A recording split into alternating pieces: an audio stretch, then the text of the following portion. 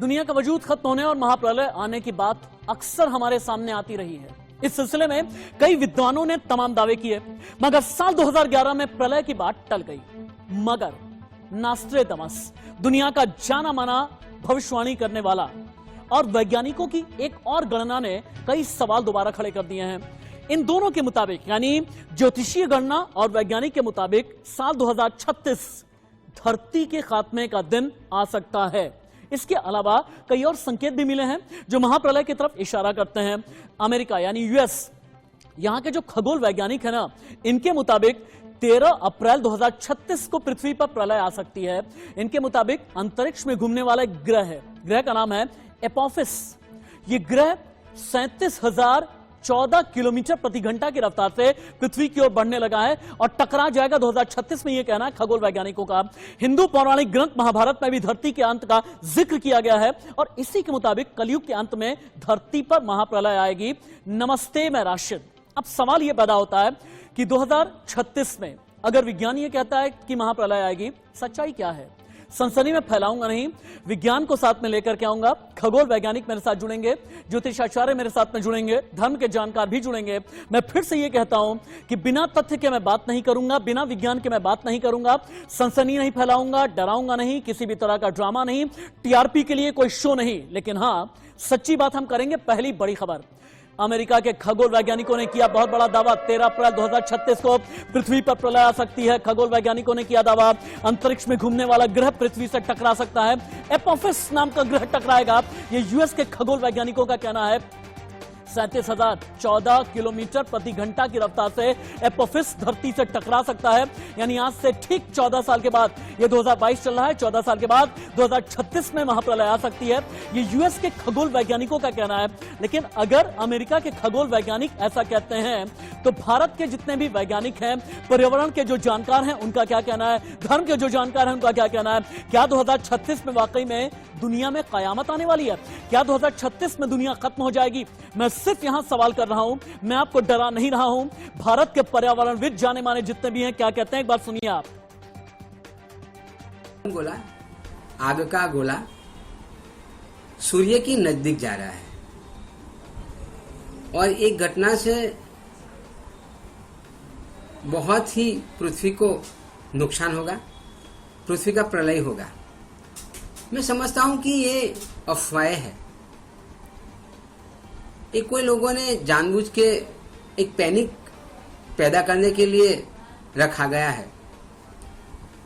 मैं ना तो खगोल शास्त्री हूं, लेकिन जरूर मैं एनवायरमेंटल इंजीनियर हूं और मैं ये समझता हूं कि जब तक हमारी वर्ल्ड रिकॉग्नाइजेशन ऑर्गेनाइजेशन, अंतरिक्ष संस्था नासा, जब उसको प्रमाणित ना करे, जो उसको अनुमोदन ना दे, जब तक उसको एंडोर्स ना करे, तब तक ये चीजें माननी नहीं चाहिए। ये सिर्फ अफवाह है। यदि ऐसा कुछ होगा तो जरूर ये हमको, जो हमारी संस्था है नासा, वो हमको अलर्ट करेगी। इस तरह से इतना अधिक तापमान बढ़ने का कारण जो है वो है ग्रीन हाउस गैसेस और ये है ग्लोबल वार्मिंग का कारण। अब कुछ लोग कहते हैं कि ये पृथ्वी का तापमान इसलिए बढ़ रहा है कि आग का गोला सूर्य की तरफ बढ़ रहा है। ये सब मिथ्या है, ये अफवाह है, ऐसा नहीं है। ये केवल ग्लोबल वार्मिंग का कारण है और ये सब ग्रीन हाउस गैसेस जो आकाश में बढ़ती जा रही हैं, इनको नियंत्रण करने की आवश्यकता है। यदि हम ग्लोबल वार्मिंग को कंट्रोल करना चाहते हैं तो इसके लिए हमको सबसे पहले ग्रीन हाउस गैसेस को कंट्रोल करना होगा। आपने वैज्ञानिक को सुना, अपने पर्यावरणविद को सुना, लेकिन नास्ट्रेदामस, दुनिया का जाना माना ज्योतिषवता, ज्योतिषी गणना को जानने वाला नास्ट्रेदामस और वैज्ञानिकोक की गणना आज की तारीख में एक जैसी होने लगी है। ये अगली बड़ी खबर है। 2036 में खत्म हो सकती है धरती, ये वैज्ञानिकों का भी कहना है और यही भविष्यवाणी नास्ट्रेदामस ने भी की थी। गर्मी बढ़ने से धरती का नाश हो सकता है, वैज्ञानिक ये कहते हैं। महाभारत में भी है धरती के खत्म होने का जिक्र, यानी धर्म, ज्योतिष, विज्ञान। क्या ये तीनों एक साथ आ गए हैं? ये सबसे बड़ा सवाल है। और अगर ये तीनों एक साथ आ गए हैं तो फिर संकेत क्या हैं? लेकिन जानते हैं आप, विश्व पर्यावरण दिवस के दिन चूंकि मैं अपना ये शो लेकर के आया हूं एक ऐसे दिन में जबकि प्रधानमंत्री नरेंद्र मोदी ने भी दुनिया को पर्यावरण बचाने का एक बड़ा संकेत दिया है, एक बड़ा संदेश दिया है। प्रधानमंत्री ने यह बताया कि पूरी दुनिया के लिए क्या ये अलार्मिंग सिचुएशन है। और आज इससे पहले कि अपने शो को ओपन करूं, मैं डिबेट में चलूं, अपने गेस्ट को इंट्रोड्यूस कराऊं, उससे पहले एक और बिग ब्रेकिंग ले लेते हैं। विश्व पर्यावरण दिवस पर बोले पीएम नरेंद्र मोदी, बड़े देश पर्यावरण यानी एनवायरमेंट को ज्यादा नुकसान पहुंचाने में लगे हैं। मोदी ने मिट्टी को जिंदा यानी जीवंत बनाए रखने के 5 मंत्र बताए हैं।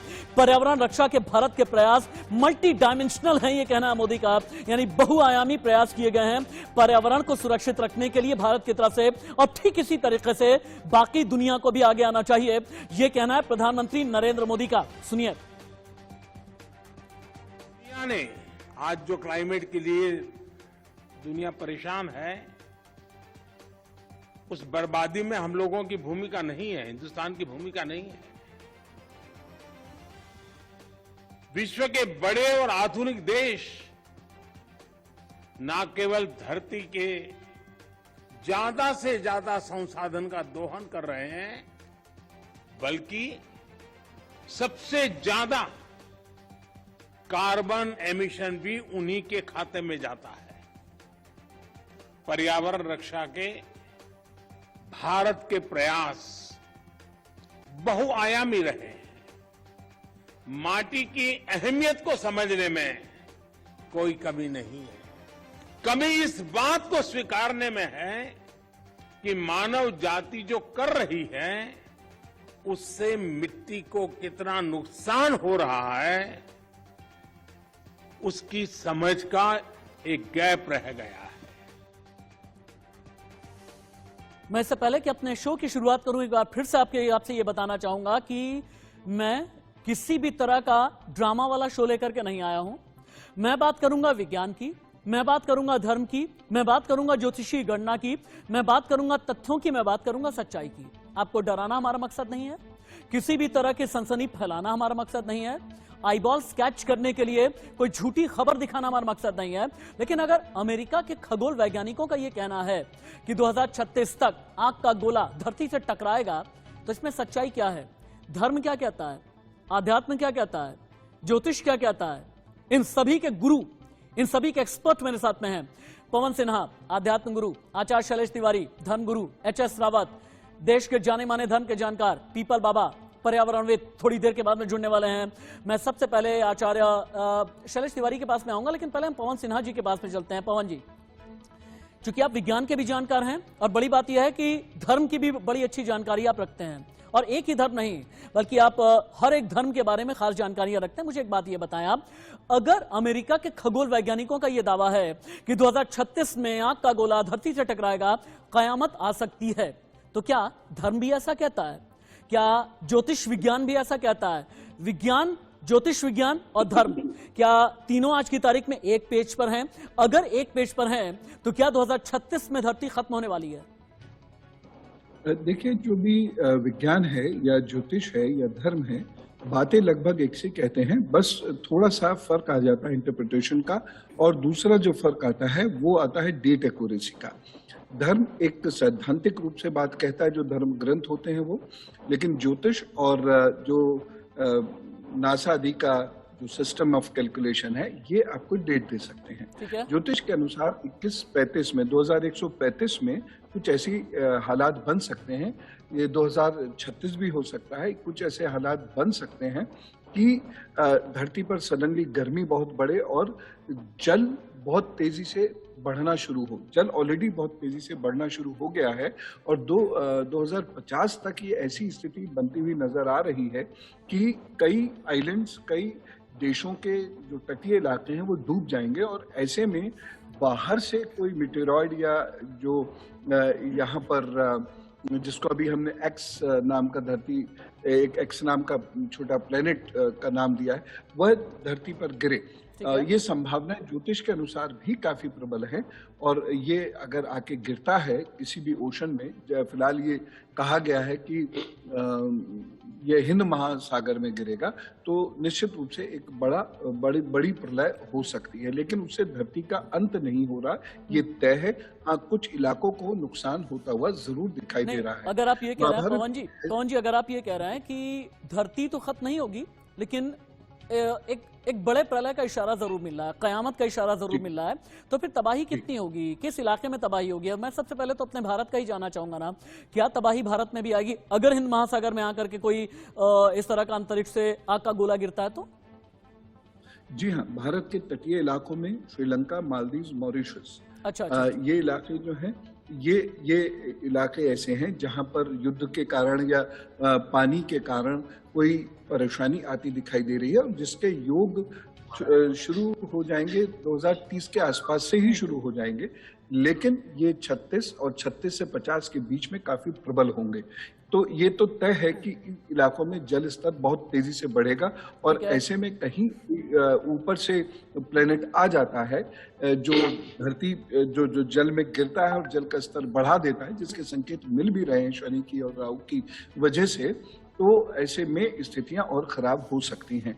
इसके साथ साथ जावा, सुमात्रा, इंडोनेशिया भी थोड़ा सा परेशान होंगे, ये भी वहां भी जल स्तर बढ़ेगा। यानी आपका कहना यह है कि जो भारत के तटीय इलाके हैं, फर्ज कीजिए कि श्रीलंका की तरफ, मालदीव्स की तरफ, फिर उधर चले जाएं इंडोनेशिया की तरफ, यहां पर 2036 से लेकर के 2050 तक बड़े खतरे का इशारा है। धर्म के जानकार हैं आचार्य शैलेश तिवारी, आप हिंदू धर्मगुरु हैं, मुझे एक बात ये समझाएं, क्योंकि जो धर्म भी होता है ना, विज्ञान से अछूता नहीं होता है।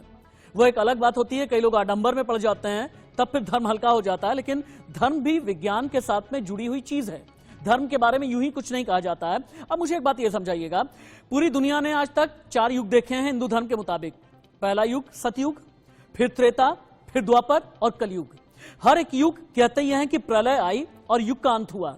क्या कलयुग का भी अंत होने वाला है? अगर अंत होने वाला है तो क्या ये 2036 में होगा? अगर 2036 में होगा तो फिर पुराण क्या कहते हैं, ग्रंथ क्या कहते हैं, धर्म क्या कहता है, सनातन धर्म क्या कहता है? हर हर महादेव। राशिद जी, मैं बता दूं आपको कि नारद संहिता के 5वें अध्याय के 16वां श्लोक में लिखा गया है कि जब युग का अंत तभी होगा जब युगांत का समय अवधि पूरा हो जाएगी। कलयुग का 4,32,000 वर्ष पूरे हो चुके, 4,32,000 वर्ष पूरे हैं इसके कलयुग के अवधि। द्वापर युग समाप्त हुए 5122 वर्ष हुए हैं। ठीक है।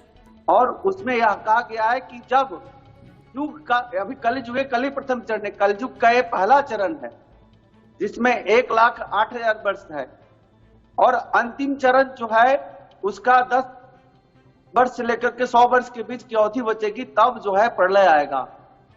और मैं आपको दावे के साथ कह सकता हूं कि 2036 में किसी तरह कोई प्रलय नहीं आएगा। यह वैज्ञानिकों का संकेत इसलिए भी अच्छा है क्योंकि पर्यावरण दिवस के अवसर पर आज पर्यावरण को बचाने की जरूरत है। पर्यावरण बचेगा तो प्रकृति सुनहरी रहेगी, वातावरण अच्छा रहेगा, और तापमान जिस तरह पृथ्वी का दिन प्रतिदिन बढ़ रहा है, दिल्ली में भी बढ़ रहा है और जगह भी बढ़ रहा है, पूरी दुनिया में तापमान जिस तरह बढ़ रहा है, तापमान में कमी आएगी, लोगों के जीवन स्तर अच्छे होंगे। लेकिन कलयुग के आधार पर कलयुग के अंत होगा, इसका मैं कभी नहीं सपोर्ट करता, क्योंकि किसी भी धर्म ग्रंथ में यह नहीं लिखा हुआ है। फिर से बताइए आप, एक बार फिर से बताइए आप कि कलयुग के कितने साल बचे हैं अभी आपके हिसाब से?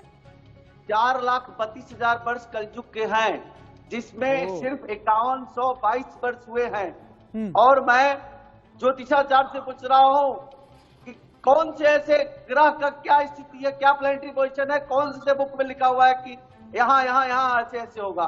मेरे कैलकुलेशन के आधार पर कहीं कोई प्रलय नहीं है, ये सब एक कोरी अफवाह है। और नास्ट्रेडमस जैसा झूठा इस धरती पर कोई पैदा ही नहीं हुआ, सिर्फ लोगों को भ्रम पैदा करना। नास्ट्रेडमस के ऐसे 1000 वीडियोस आपको YouTube पर, इंटरनेट पर मिलेंगे, सब पूरी बकवास है। कुछ भविष्यवाणियां अगर ये कोई बकवास है सावत जी, अगर ये कोई बकवास है तो अमेरिका के खगोल वैज्ञानिकों का जो दावा है, इस दावे का आधार फिर क्या हो सकता है? क्योंकि विज्ञान बिना आधार के बात करता नहीं है। विज्ञान को जब ये समझ में आता है कि कोई उल्का पिंड आने वाला है, कोई आग का गोला आने वाला है, या अंतरिक्ष से खतरनाक चीज शुरुआत, विज्ञान पुराण हो जाता है तब अध्यात्म की शुरुआत होती है। विज्ञान कुछ नहीं बता पाता, सब विज्ञान फॉल्स पर आधारित है। और मैं आपको बता दूं, भारत में जितने ज्योतिषी हैं, मैं सबके साथ सामने दावे के साथ कर रहा हूं, कहां ने सब पुस्तक में लिखा है कि आपका धरती का अंत हो रहा है। बैठे हुए हमारे दो भाई हैं, हमें पता है, रावत जी यहाँ नहीं बताएंगे कि अंत होने वाला है। मैं पवन सिन्हा जी से पूछना चाह रहा हूं कि 2036 में कौन सा प्लानिटरी पोजीशन, कौन से ग्रह का क्या स्थिति बन रहा है, जिसके आधार पर जो है पृथ्वी की समाप्ति हो रही है। मैं इससे पहले कि एच एस रावत जी के पास में जाऊं, पवन जी, चूंकि आचार्य शैलेश तिवारी का ये कहना है कि आप ग्रहों के हिसाब से ये बताएं कि ग्रहों की चाल 2036 तक ग्रहों की चाल किस तरीके से बदल रही है, या कौन सा ऐसा ग्रह है जो आने वाले वक्त में बड़े खतरे का अंदेशा पैदा कर रहा है। एक बार आप, आचार्य शैलेश तिवारी आपके साथ में एक बहस करना चाहते हैं, एक बार आप बोल दें, उसके बाद मैं एच एस रावत जी के पास में जाता हूं। जी, शैलेश तिवारी जी ने मेरी दोनों बातों को ढंग से नहीं सुना। पहली चीज तो ये मैंने नहीं कहा कि धरती का अंत हो रहा है, ये मैंने नहीं कहा। मैंने बहुत स्पष्ट कहा है कि नुकसान होगा, और नुकसान होगा ये तय है, उसके संकेत अभी से मिल रहे हैं। कौन से ग्रंथ में लिखा है, कौन से प्लानिटरी पोजीशन में क्या स्थिति, आप ये बताइए। दूसरे प्रश्न का उत्तर दूंगा शैलेश जी, थोड़ा धैर्य रखिए। तो मैंने ये बिल्कुल नहीं कहा कि धरती का अंत होगा, ये उन्होंने गलत सुना है, अपने मन से सुन लिया। दूसरी चीज जो मैंने बहुत स्पष्ट रूप से ये कही है, और आप भी इसे सब लोग समझें, प्रलय और महाप्रलय में अंतर होता है। प्रलय समय समय पर आती रहती है, जब भी कोई बड़ी हानि होती है उसको प्रलय कहते हैं, जब समूल नाश होता है तो वो महाप्रलय होती है। और तीसरी बात जो रही है कुछ पर्टिकुलर ग्रहों की, जो वो मैं आपको 2036 के जो ग्रह योग है वो मैं बताता हूँ। राहु शनि का कॉम्बिनेशन बनेगा, और उसके बाद उसमें मंगल भी शामिल होगा, और ये त्रासदी अवश्य लेके आते हैं। राहु शनि, राहु मंगल तो हमेशा आते जाते हैं, अभी खुद ही राहु और मंगल एक साथ हो जाएंगे। शैलेश जी थोड़ा धैर्य रखिए, सुनने के लिए मैं धैर्य से सुन रहा हूँ, प्लीज। हाँ, तो आप सुन कर रहे हैं, बीच में बोल रहे हैं। तो उसके बाद राहु शनि और राहु मंगल, कई बार विवाह के योग भी बनते हैं जीवन में। एच एस रावत जी इस बात को जानते होंगे। 70 साल की अवस्था में भी कहीं ना कहीं विवाह के योग बनते हैं, विवाह नहीं होता है। वो अलग अलग सिचुएशंस के अकॉर्डिंगली उसमें विवाह का समय, जैसे मान लीजिए किसी का 25 साल में है तो 50 साल में भी उसका विवाह योग बन सकता है, 70 में भी बन सकता है, 80 में भी बन सकता है। लेकिन जब विवाह होगा तो उसके योग थोड़े से अलग होंगे। तो मैं आपको जो बता रहा, राहु शनि मंगल का ये जो समय होता है, ये त्रासदी का समय होता है, त्रासदी आती है, जिसको मैं कह रहा हूँ कि ये प्रलय है। प्रलय के पवन जी, यानी पवन जी ये नहीं कह रहे हैं कि अपनी बात पूरी कर लें। पवन जी अपनी बात प्लीज पूरी कर लें आप। हाँ, तो मैं ये कहीं नहीं कह रहा हूँ, और मैंने बिल्कुल स्पष्ट किया था, और जिसको तिवारी जी ने सुना ही नहीं, कि ये कुछ आइलैंड्स डूब सकते हैं। देखिए, बंगाल का एक आइलैंड 2 किलोमीटर का था, 1 किलोमीटर रह गया है। मालदीव में पानी बढ़ रहा है, मॉरिशस में पानी बढ़ रहा है, इंडियन ओशन में पानी बढ़ रहा है, कुछ स्थानों पर मुंबई में पानी बढ़ रहा है, और कई जगह ऐसी और भी हैं जहां पानी बढ़ना शुरू ऑलरेडी हो चुका है। और ऐसे समय में यदि कोई पिंड आके वहां पे गिरता है तो जल तेजी से बढ़ेगा, ये तय है। तो हम जी पवन जी, ये ज्योतिषीय आकार पर ये कह सकते हैं। एच.एस. रावत जी के पास भी चलते हैं। पवन जी, एक बार एच.एस. रावत जी के पास भी चलते हैं, चूंकि वैसे आपने बात अपनी क्लियर कह दी है। आपका ये नहीं कहना है धरती खत्म हो जाएगी, आपने ये नहीं कहा। आपने ये नहीं कहा कि मानव जाति खत्म हो जाएगी, लेकिन हाँ इतना जरूर है, कुछ इलाकों में तबाही आ सकती है, बहुत ज्यादा तबाही आ सकती है। इस तरह की बातें आपने कही हैं। लेकिन एच.एस. रावत जी, अब सवाल एक ये पैदा होता है, कयामत आती कैसी है, प्रलय आती कैसे, इसको लेकर के अलग अलग धारणाएं हैं। इसको लेकर के कुछ हाइपोथेटिकल चीजें हैं, यानी परिकल्पनाएं हैं, और कुछ चीजें वैज्ञानिक आधार पर कही जाती हैं। कभी ये कहा जाता है धरती का अंत हो जाता है, कभी ये कहा जाता है धरती फट जाती है, कभी ये कहा जाता है कि आसमान से आग की बारिश हो जाती है, कभी ये कहा जाता है कि समंदर में ऊंची ऊंची लहरें उठने लगती हैं, और समंदर पूरा का पूरा शहर, और पूरा का पूरा शहर ही नहीं बल्कि एक बड़ा इलाका बहा करके लेकर के चला जाता है, जहां पर पूरी जो ह्यूमन चेन है पूरी खत्म हो जाती है, इंसानों की आबादी खत्म हो जाया करती है, और यही पूरी की पूरी सभ्यता खत्म हो जाया करती है। अगर अगली प्रलय आई, अगर कोई कयामत आती भी है, किस फॉर्म में आएगी? पानी से, आग से, आसमान से, धरती से, और क्या ऐसा 2036 में होगा? बिल्कुल बिल्कुल राशिद जी, आप तो बहुत धार्मिक आदमी भी हैं और हिंदू धर्म की बहुत ज्यादा नॉलेज भी रखते हैं। हमारे यहाँ पर जो 4 वेद हैं वो ब्रह्मा जी की वाणी है, और जो ब्रह्मा जी ने कहा है वेदों के अंदर वही मैं आपको बता देता हूं। हमारे यहाँ पर सबसे बारीक काल गणना की कल्पना की गई है। हमारे यहाँ पर 4 युग हैं, यानी सतयुग है, त्रेता है, द्वापर है और कलयुग है। जिन चारों युगों की एक महायुग बनता है, यानी एक महायुग बन जाता है, ऐसे ही अगर 71 महायुग बन जाए तो एक मनवंतर बनता है। ठीक है। यानी 71 महायुग बन जाए तो एक मनवंतर बनता है, और एक मनवंतर का संधि काल जब आता है तो उस समय प्रलय की कल्पना की गई है, यानी उस समय प्रलय होती है। इसका मतलब अभी जो है, जो मनवंतर है हमारा, वो तो अभी 7वां चल रहा है कलयुग की घटना के हिसाब से देखें, और कलयुग में भी अभी हमारा ये 28वां कलयुग है, और अभी तो 71 कलयुग में से 28 आए, तो इसका मतलब अभी कोई प्रलय की संभावना कहीं आती नहीं है।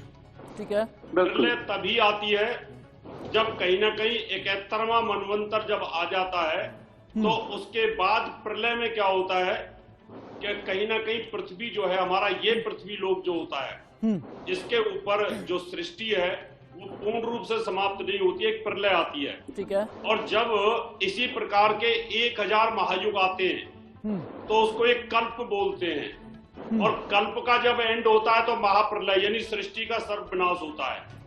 इसलिए अभी हम ये नहीं कह सकते कि पृथ्वी समाप्त हो जाएगी, सृष्टि समाप्त हो जाएगी। मैं एक और बात जानना चाहता हूँ, ये तो धर्म क्या कहता है ये तो आपने बता दिया, धर्म क्या कहता है ये तो आपने बता दिया। आपने ये भी बताया कि कलयुग का 71 चरण होते हैं, अभी 28 चरण हुए हैं, बहुत कुछ बाकी है, 4.25 लाख साल अभी बाकी हैं कलयुग के, ये कहना है आचार्य शैलेश तिवारी का। लेकिन एक चीज मैं पवन जी आपसे जानना चाहता हूँ, प्रलय यानी कयामत, ये खगोलीय घटना होती है या धार्मिक घटना?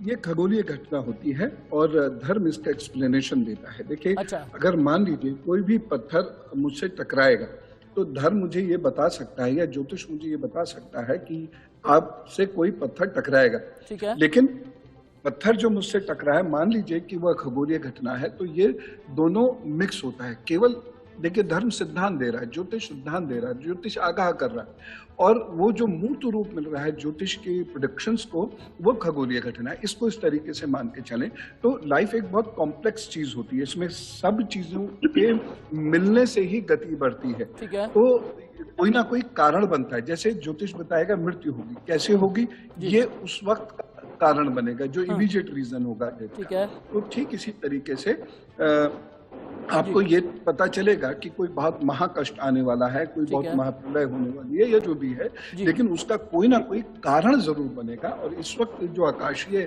जो पिंडों की चाल है, इसमें परिवर्तन होते हुए दिखाई दे रहे हैं, और ये कारण बन सकते हैं एक दुर्घटना। ठीक है, ठीक है, ठीक है। वैसे महाभारत में भी धरती के अंत का वर्णन किया गया है। पीपल बाबा मेरे साथ में आ गए हैं, देश के जाने माने पर्यावरणविद हैं, और अपने नाम के साथ में पीपल बाबा इसलिए लगाते हैं ताकि देश ही नहीं बल्कि पूरी दुनिया को एक संदेश ये दे सकें कि ग्रीनरी का मतलब क्या होता है, एनवायरनमेंट का मतलब क्या होता है। पीपल बाबा, आपने मेरे लिए वक्त निकाला है, क्योंकि आप देश की जानी मानी हस्ती हैं। मैं सबसे पहले तो बहुत शुक्रगुजार हूं आपका। हम बात ये कर रहे हैं कि 2036 के लिए अमेरिकी खगोल वैज्ञानिक का दावा यह है कि 2036 में कयामत आ सकती है। 2036 में एपोफिस नाम का एक ग्रह होगा, आग का गोला होगा, जो धरती से आकर के टकराएगा और पूरी धरती हो जाएगी खत्म। क्या ऐसा होने वाला है?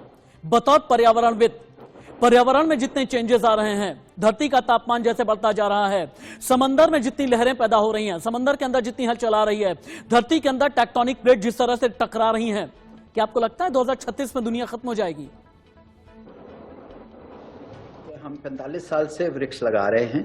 45 साल पहले भी नानी दादी यही कहा करती थी, उस समय भी बड़े बुजुर्ग यही कहा करते थे कि 5 साल रह गए, 10 साल रह गए, 15 साल रह गए, 22 साल रह गए।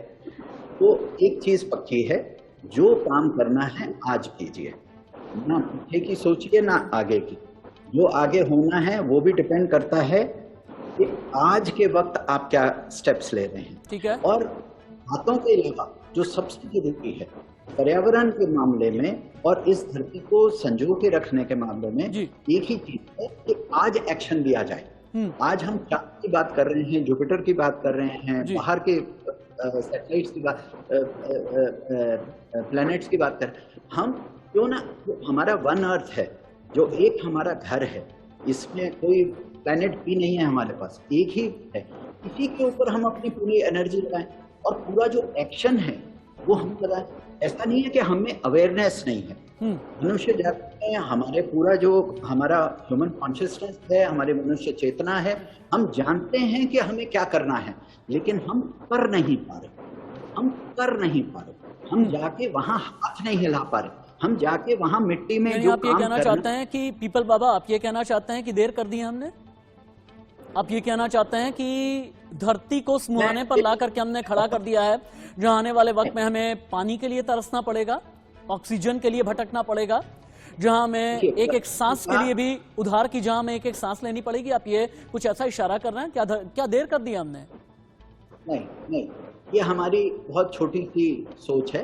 प्रकृति अपना बैलेंस बना के रखती है, ये एवोल्यूशनरी प्रोसेस है।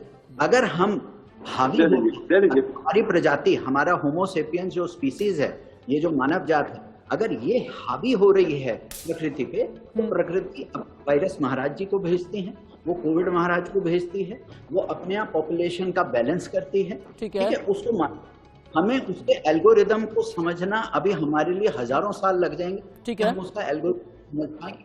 तो कहने का अर्थ ये ना फिक्र करके कि हमारे फ्यूचर में क्या होगा या हमारे पास्ट में क्या हुआ, आज के वक्त में हम जो बेस्ट कर सकते हैं, और वो भी एक्शन ओरिएंटेड चीज हो, पॉजिटिव चीज हो। पीपल बाबा, ये एक्शन ओरिएंटेड चीजें क्या होंगी? मैं ठीक 2 मिनट के बाद फिर से आपके पास में आता हूं। आप टीवी पर हैं लाइव, चूंकि बाकी भी गेस्ट हैं, हम क्या एक्शन ओरिएंटेड कर सकते हैं, आप हमें बताएंगे, क्योंकि आपके जरिए देश ही नहीं बल्कि पूरी दुनिया तक एक बड़ा संदेश जाना चाहिए, ऐसा मेरा मानना है। क्योंकि इंडिया न्यूज एक ऐसा चैनल है जो देश ही नहीं बल्कि विदेश में भी देखा जाता है, अलग अलग माध्यमों के जरिए, और वहां तक भी आपका संदेश जाना चाहिए। लेकिन आचार्य शैलेश तिवारी बहुत देर से आप आए नहीं हैं। आचार्य शैलेश तिवारी, हालांकि आपके मुकाबले या आप सभी के मुकाबले मैं बहुत अज्ञानी हूं, मेरा ज्ञान बहुत कम है, लेकिन महाभारत के वन पर्व में एक उल्लेख ये मिलता है कि कलयुग में एक वक्त ऐसा आएगा जब सूर्य का तेज बहुत बढ़ने लगेगा और सूर्य का तापमान बहुत बढ़ने लगेगा और धरती प्रलय की तरफ बढ़ जाएगी। ये मैं महाभारत के वन पर्व की बात कर रहा हूं, संदर्भ मेरा महाभारत के वन पर्व में है। अब सूरज की रोशनी तेज होने लगी है, धरती का वातावरण पिछले कुछ सालों में 2 डिग्री तक बढ़ भी चुका है। वो दिल्ली जहां पर मैं खड़ा हूं, एक जमाने में 42-43 डिग्री का टेम्परेचर बहुत ज्यादा कहा जाता था, आज 50 के आसपास भी टच हो रहा है। क्या आपको लगता नहीं कि महाभारत के वन पर्व में कुछ ऐसा ही इशारा मिला है? देखिए राशिद जी, जो वन पर्व में कहा गया है कलयुग के अंत का और सूरज के नजदीक आने का बात कहा गया है, मैं आपको याद दिला दूं कि 2.5 वर्ष पहले यानी 2019 के 29 दिसंबर को पंचग्रही योग शुरू हुआ और शनि जो है वह 30 वर्ष के बाद अपने खुद के घर में आए। हर 30 वर्ष के बाद शनि मकर और कुंभ में प्रवेश करते हैं और 2.5 साल का इनका जो है आना जाना रहता है और वक्री और मार्गी होते रहते हैं। ठीक है, तो ये जो समय होता है हर 30 वर्ष के बाद, ये शनि जो है ऐसी स्थिति क्रिएट कर देते हैं कि लोगों के बीच कहीं ना कहीं जान माल की हानि, क्षति और ऐसे बड़े बड़े रोग, प्रलयकालीन रोग, कहीं बाढ़, कहीं तूफान, कहीं भूकंप, इस तरह की घटनाएं घटती है। लेकिन यह पृथ्वी को बैलेंस करने के लिए होता है।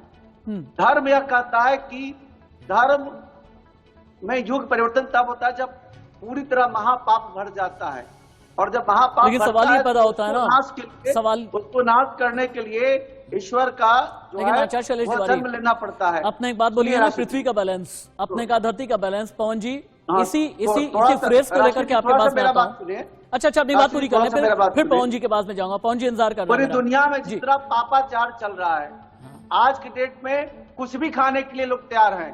सांप, बिच्छू, बाघ, शेर, कुत्ता, बिल्ली, घड़ियाल, जो जानवर जंगलों में रहते थे, जिनसे आदमी डरते थे, उन्हें मनुष्य खाना शुरू कर दिया। तो इससे बड़ा पाप तो कुछ होगा ही नहीं। और यही सब पाप का कारण है कोरोना।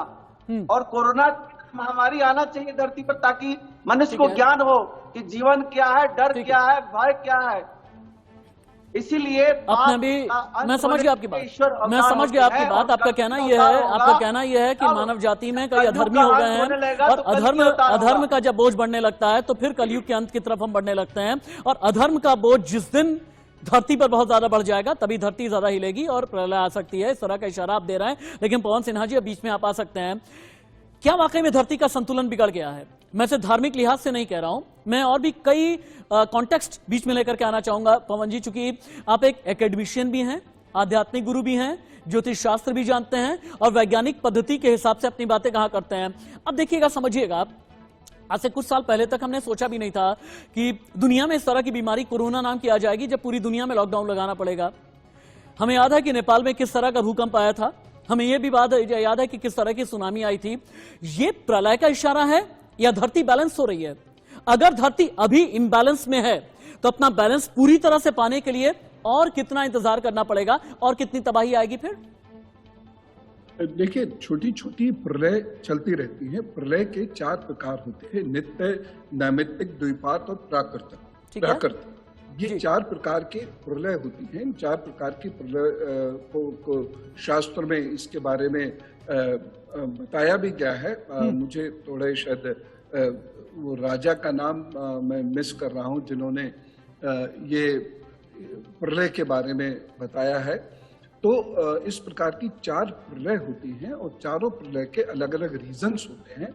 और जिस वन पर्व का आपने एकदम सही बताया, सही आपने उसको कोट करा है, तो ये जो ये जो प्रलय होती है, ये प्रलय होती ही असंतुलन के कारण है। और असंतुलन का कारण कहीं ब्रह्मांड में नहीं होता है। असंतुलन का कारण किसी भी एक ग्रह पर रहने वाले मनुष्यों के द्वारा भी हो सकता है। तो भारत में हम लोगों ने इसकी तरफ बहुत ज्यादा ध्यान नहीं दिया। और भारत क्या, मैं तो पूरे विश्व की बात कर रहा हूँ, विश्व में इस पर बहुत ज्यादा ध्यान नहीं दिया। और उसका कारण ये सामने आया है कि कहीं जल बढ़ रहा है, कहीं जल सूख रहा है। अभी मद्रास में देखिए 2000 फीट तक जल नहीं है, दिल्ली में 0 हो गया है। तो ये तो ठीक है। जो पवन जी, ये बताइए, इस प्रकार की सूखा तो पहले भी पड़ती रही है। हाँ पवन जी, सूखा तो त्रेता युग में भी पड़ी थी। राजा जनक ने जब हल चलाया था उस समय भी सूखा पड़ रही थी। हाँ, उस समय तो इंडस्ट्री भी नहीं थी, उस समय तो कोई पर्यावरण का मामला भी नहीं था, ईंट भट्टे भी नहीं थे, कुछ भी नहीं था। लेकिन फिर उस समय सूखा क्यों पड़ गई? अच्छा सावा जी, ठीक है। वो एक दूसरी चीज है जो अभी मेरे से प्रश्न किया गया, मैं उसका उत्तर दे रहा हूँ, जो पीपल बाबा जी ने जिस ओर इंगित किया। अच्छा सावा जी, आपने जो बात कही है उसका कॉन्टेक्स्ट बहुत अलग है और पवन जी ने मेरे कॉन्टेक्स्ट का जवाब बहुत माकूल तरीके से दिया। लेकिन मैं पीपल बाबा अच्छा तिवारी बस 1 मिनट में आता हूँ। मैं पीपल बाबा के बाद बार बार जाना चाहता हूँ, क्योंकि पीपल बाबा वो हैं जो प्रकृति के पास रहने में बिलीव करते हैं, जो ये जानते हैं कि मानव सभ्यता को बचाने के लिए, उसकी बेहतरी के लिए हमें क्या क्या करना है, हमारे एक्शंस क्या क्या होने चाहिए, और वो भी वैज्ञानिक आधार पर। उनसे मैं बात करना चाहूंगा। पीपल बाबा, क्या है ना, अभी 1 दिन पहले ही मैं लौट करके आया हूं पूरा हिमालयन रेंज से। कहां कहां मैं गया एक बार आप सुनिएगा। मैं जम्मू की तरफ गया जहां पर वैष्णो देवी हैं। मैं हिमालयन रेंज में बल्कि जोजिला पास की तरफ से गया 0 पॉइंट तक, यानी करगिल द्रास के पास में गया।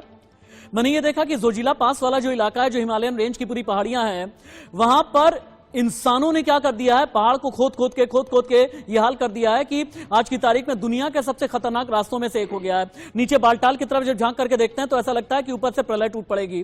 क्या वाकई में बहुत ही ज्यादा हमने प्रकृति को चोट पहुंचाई है? यानी प्रकृति का सर्वनाश करने वाले हम, उसका विनाश करने वाले हम, और अब जब हाथ से बहुत सी चीजें निकल गई हैं तब ये लगता है कि चलो कुछ बचा तो लिया जाए। देखिए, पहले तो एक चीज ध्यान देनी होगी। पवन सिन्हा जी यहाँ बैठे हैं, उनको बहुत बहुत नमन। मैंने उनसे बहुत चीजें सीखी हैं। वो हमारे गुरु भी रहे हैं, हमने ज्योतिष भी उनसे सीखी है। एक चीज समझ लीजिए, संसार में कोई प्रॉब्लम नहीं है, पृथ्वी को कोई प्रॉब्लम नहीं है, नेचर में कोई प्रॉब्लम नहीं है, ना नदी की प्रॉब्लम है ना पहाड़ की प्रॉब्लम है, प्रॉब्लम इंसान की।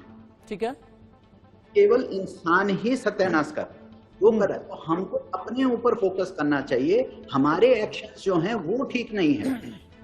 ये एवोल्यूशनरी प्रोसेस है। जो मास एक्सटेंशन देखिए 5 हो चुके हैं, 6ठी हमारे द्वार पे होगी तो होगी। अगर सूर्य हो रहा है, क्या आप और मैं बैठ के उसको ठंडा कर सकते हैं? हम नहीं कर सकते। जब होगा तो होगा। बिल्कुल ठीक कह रही है। जो यहाँ पर जितने भी ज्ञानी पुरुष हैं वो बिल्कुल बात सही कह रहे हैं। ये पहले भी होता आ रहा है, अभी भी हो रहा है और आगे भी हो रहा है। बात ये है सर कि हम उसके ऊपर एक्शन क्या ले रहे हैं। ठीक है, हम अपना काम कर रही है, प्रकृति अपना काम कर रही है। उसको मालूम है कि 10 लाख से ज्यादा 10.5 लाख से ज्यादा स्पीसीज हैं, उसको सारा पूरा मैनेजमेंट देखना है। हम तो सिर्फ एक होमोसेपियन है, एक आदम जाति है, एक मनुष्य जाति है, वो तो हम छोटी सिर्फ 7 बिलियन की एक छोटी सी पॉपुलेशन है। हमसे ज्यादा 10 गुना तो कॉकरोच घूम रहे हैं पूरे पृथ्वी पे, हमसे ज्यादा तो मच्छर घूम रहे हैं, हमारे से ज्यादा तो सांप घूम रहे हैं और छोटे छोटे इंसेक्ट्स घूम रहे हैं। तो उनको तो पृथ्वी को, परमात्मा को, प्रकृति को पूरी मैनेजमेंट देखनी, तो वो अपना बैलेंस हुए। लेकिन हम अपने एक्शन ठीक नहीं कर रहे, हम जाके पहाड़ों को डायनामाइट से उड़ा रहे हैं, हम जाके वहां पे बड़े बड़े हाईवे बना रहे हैं। हाईवे बनाना बहुत अच्छी बात है, पीपल बाबा, मैं आपको बताऊं, मैंने कहा ना कि हिमालयन रेंज में मैं तो इतना डर गया था पीपल बाबा, मैं जिस जोजिला पास की बात कर रहा हूं, मैं पहाड़ों से गुजरते हुए मुझे ऐसा लगा जगह जगह ग्लेशियर, एक तो बारिश होने लगी थी, ऐसा लगा कि ऊपर से लैंडस्लाइड हो जाएगी। मेरी गाड़ी नीचे लगभग कुछ नहीं तो 12,000 फीट की खाई थी नीचे, बिल्कुल ठीक मेरे दाईं तरफ। अब मुझे ऐसा लगा कि कहीं ऐसा ना हो कि मैं नीचे की तरफ गाड़ी लेकर के चला जाऊं। तब मुझे ये एहसास हुआ कि हिंदुस्तान में ही नहीं बल्कि पूरी दुनिया में हमने प्रकृति को कितना ज्यादा नुकसान पहुंचाया। लेकिन एच.एस. रावत, चूंकि आप ये कह रहे हैं कि 2036 में तबाही नहीं आएगी, 2036 में प्रलय नहीं आएगी, आपको याद होगा साल 1994 में भी उल्का पिंड गिरा था, धरती से नहीं टकराया, उल्का पिंड टकराया जाकर के कहां पर, बृहस्पति ग्रह, और वहां पर ऐसी तबाही मची है कि आज तक वो तबाही कंट्रोल में नहीं आ पाई है। और ठीक इसी तरह का उल्का पिंड अगर 2036 में आ रहा है, विज्ञान ये कहता है कि बहुत बड़ी तबाही आ जाएगी, तो फिर धर्म क्यों यहां पर आकर के कह रहा है 4.25 लाख साल के बाद में आएगी? भाई बृहस्पति ग्रह में भी तो तबाही मची है ना 1994 में, ऐसे ही उल्का पिंड टकराया था। अब धरती से टकराएगा 2036 में, उसकी दिशा जो है एपोफिस, यही ग्रह का नाम है, एपोफिस अगर आकर के टकरा गया तो फिर तो दिक्कत हो जाएगी। नहीं, देखिए ऐसा होता है, सारा सिस्टम भगवान के अधीन चल रहा है, ठीक है, भगवान तो इन ग्रहों को चला रहा है और ग्रह हमें चला रहे हैं। ग्रहाधीनम जगत सर्वम ग्रहाधीनम नराबरा काल ज्ञानम ग्रहाधीनम ग्रह कर्म फल प्रदा। हम सब ग्रहों के अधीन है।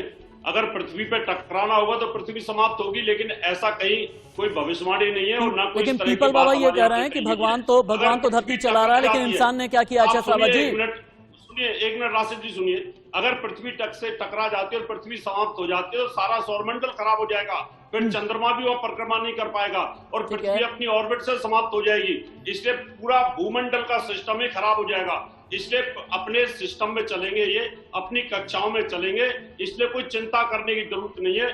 पृथ्वी ना फटने वाली है, ना जलने वाली है, ना मरने वाली है। अगर ऐसा हो गया तो पूरा की पूरा भूगोल गड़बड़ा जाएगा और सब कुछ खत्म हो जाएगा। या तो पिंडे तत् ब्रह्मांडे, यानी जब महाप्रलय आती है तो उस समय सूर्य अपनी रोशनी खत्म करता है और रोशनी खत्म होती है तो पूरा बर्फ का गोला अच्छा शैलेश तिवारी, विज्ञान क्या कहता है? चलिए एक बार के लिए भी छोड़ देते हैं, लेकिन चूंकि आप धर्मगुरु हैं और धर्म के साथ बहुत बार ज्योतिषी शास्त्र भी जोड़ा जाता है, क्या ये माना जाए, चूंकि आपने नास्ट्रेदामस को पूरी तरह से खारिज कर दिया है, क्या ये माना जाए कि ज्योतिष शास्त्र झूठा होता है? यानी ज्योतिष शास्त्र जैसी कोई चीज नहीं, आप यही कहना चाहते हैं? आपने ये कहा कि नास्ट्रेदामस जैसा झूठा ज्योतिषाचार्य कोई हुआ ही नहीं। इससे पहले 2012 में आचार्य शैलेश तिवारी बोलेंगे, आचार्य शैलेश तिवारी बोलेंगे, कोई नहीं बोलेगा, ठीक है। आचार्य शैलेश, उसके बाद में आचार्य शैलेश, मुस्लिम सभ्यता का एक कैलेंडर आता था, ओके, ठीक है, उसमें भी कहा गया था कि सभ्यता समाप्त होने वाली है, कुछ भी नहीं हुआ। अरे एच.एस. रावत जी, ज्ञानवापी की डिबेट थोड़ी है ये, ज्ञानवापी वाली डिबेट थोड़ी है कि हिंदू मुसलमान करें हम। यहाँ धरती बचाने पे हम लगे हुए हैं, आप कहते हैं यहाँ धरती बचाने में लगे हैं और आप कहते हैं कि हिंदू मुसलमान। सुनिए तो सही एक बात, आचार्य शैलेश तिवारी बोलेंगे, कोई नहीं बोलेगा, बोले आचार्य शैलेश। ऐसा है रावत जी, हाशिम जी सुनिए, ऐसा है कि ये जो नास्ट्रेदामस हैं वो तो सैकड़ों वर्ष पहले मर गए, लेकिन उनके नाम को गलत तरीके से प्रयोग करके कुछ ऐसी संस्थाएं, कुछ ऐसे लोग हैं जो गलत भविष्यवाणियां करके पूरी दुनिया को डरा रहे हैं, भ्रम फैला रहे हैं। और नास्ट्रेदामस जैसे हजारों बच्चे पैदा कर दिए भारत भूमि ने ज्योतिष विद्या में। यहाँ पर तो एक से बढ़कर एक ज्योतिष के खगोल शास्त्री और एक से बढ़कर एक लोग पैदा हुए, आर्यभट्ट से लेकर के वराहमिहिर से लेकर एक से बढ़कर एक लोग। नास्ट्रेदामस जैसे लोग भारत में आकर के पढ़ करके और अपने देश में विद्याओं को प्रचार प्रसार किए। ज्योतिष विद्या हमारे भारत की कहिए की थाती है, हमारे भारत का एक तरह से ऐसी विद्या जो पूरी दुनिया के लिए है। और मैं नास्ट्रेदामस जैसा झूठा उसके विद्या का प्रचार करना, नास्ट्रेदामस कैसा थे हम नहीं जानते, लेकिन उनके विद्या को प्रचार करने वाला झूठ फरेब जो पूरे यूट्यूब पर, पूरे मीडिया इंडस्ट्री में छाया हुआ है, जिससे लोगों के बीच डर और बार बार हर एक महीने पर एक प्रलय आएगा, वो प्रलय आएगा। मैं इसे कुछ नहीं, पूरी बकवास मानता हूँ।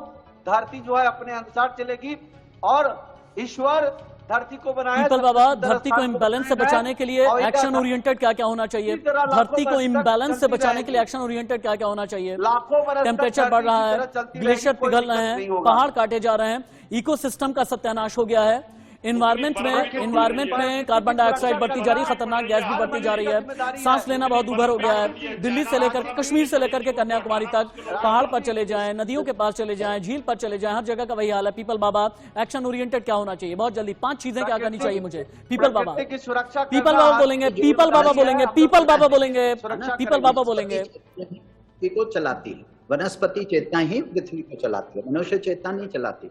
वनस्पति चेतना चलाती है, वही उसकी सुपर मैनेजमेंट। ठीक है, तो वनस्पति से ही हम दूर हो रहे हैं। वनस्पति को वापस लाना होगा, वनस्पति को आपको पहाड़ों पे भी लाना होगा, ग्लेशियर्स के पास भी लाना होगा, वनस्पति को आपके नदियों में चलाते हैं पृथ्वी को 5 ठीक है, क्षितिज जल पाओ कि गगन से मेरा। 5 तत्व चलाते हैं, हवा भी चलाती है, पानी भी चलाता है। अरे एच.एस. रावत जी, पीपल बाबा कोई मुस्लिम स्कॉलर नहीं है कि बीच में आ गया आप, रुक तो जाइए आप। नहीं, मैं ये कह रहा हूँ 5 तत्व इस पृथ्वी को चला रहे हैं। हाँ, वो तो पवन जी भी खाली। मानना है। पवन जी क्यों? ये तो आप भी मानेंगे ना 5 तत्व, पंच तत्व तो पवन जी भी मानेंगे। जी पीपल बाबा जी भी वही बात कर रहे हैं। चलाती है प्रकृति नहीं, हवा पानी। एक बार पवन जी को सुनिए। चलाता है, प से पंचतत्व, प से पंचतत्व, प से पवन जी और प से ही पीपल बाबा। आप सुनिए, अप्पा को सुन लें एक बार, पवन जी बोलें। पीपल बाबा जी ठीक कह रहे हैं, रावत जी भी बिल्कुल ठीक कह रहे हैं। वो पंच तत्व वही तो प्रकृति है, ठीक और है। उसी को वेदांत अलग रूप से कह रहा है, पुराण अलग रूप से कह रहा है। तो दोनों लोग एक ही बात को कह रहे हैं, बस नाम अलग है। और ये बात सही है कि अगर हमने प्रकृति के अनुसार चलना नहीं सीखा तो प्रकृति फिर हमें चलने नहीं देगी। ठीक है, पीपल बाबा आपका एक क्लोजिंग कमेंट। हाँ, बस ये है कि आप ज्यादा से ज्यादा जो है प्रकृति को समझिए, प्रकृति का चिंतन कीजिए, प्रकृति का ये देखिए। पहली बात तो जो आपका ग्रीन कवर है, ट्री कवर है, मैं इसको लोग बहुत छोटा सा समझते हैं कि अरे हर बात पे आप पेड़ ले आते हैं। भाई वो वनस्पति का प्रतीक है, वो प्रकृति का प्रतीक है। आपके पीपल बरगद सब गायब हो गए, नीम गायब हो गया, आपका जामुन गायब हो गया, आपके बड़े बड़े वृक्ष गायब हो गए।